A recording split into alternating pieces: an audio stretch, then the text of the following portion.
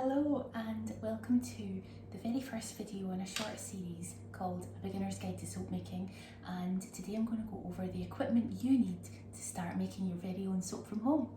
Safety is number one with soap making, so I just wear my normal glasses as eye protection, and you're going to need a face mask too. So for measuring everything, you're going to need some digital scales. These are from Amazon, and you can get any old digital scales. Just make sure that it has the tar or tear function. Don't know how to pronounce that, but make sure it has that function so you can set the measurements to 0. All of our soap recipes will be measured in grams. So yeah, that's your digital scales. Next up, you're going to need a digital thermometer to make sure you get an accurate temperature reading before you mix up your soap. So just make sure I've changed the battery on this. Yes, it still works, and it doubles up as a cat chaser, so it's double the fun.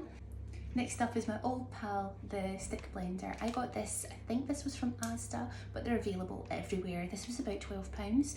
One tip I would say is have 2 available. Always buy a spare. Because they do have a tendency to blow. Luckily this has lasted me about a year and I've not had to use my spare one yet, but you never know when it's going to go, so you don't want it to happen right in the middle of whizzing up a soap batch, because that would be a bit of a disaster and you would start to panic. So have 2, and better be safe than sorry. You're going to need a soap mould. For your first few batches of soap, I would try out this silicone cake mould. It's sold as a cake mould, but it's perfect as a soap mould. It's made of silicone, so you don't have to line it, so you just pop the soap out when it's hard.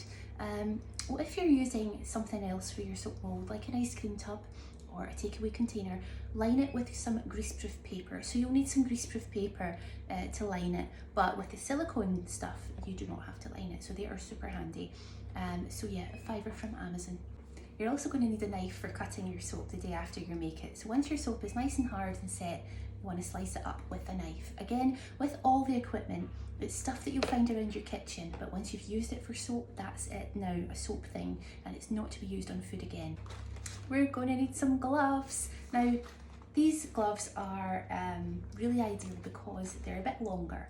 So when you wear your long sleeve top for soap making, these long gloves make sure there's no gap and you're not going to get your wrists burned, because that is literally the most annoying pain in the world, is when you get a lye burn on your wrist. And lastly, you're going to need a Pyrex jug, and this is where you put your hard oils in and you sit it in your bain-marie. So that covers all the equipment we need, and in the next video we're going to go over some safety, and then we're going to get making soap together. So thank you guys, and if there's anything I've forgotten to add into this video, drop me a wee message, let me know, and I'll maybe make a new video on it.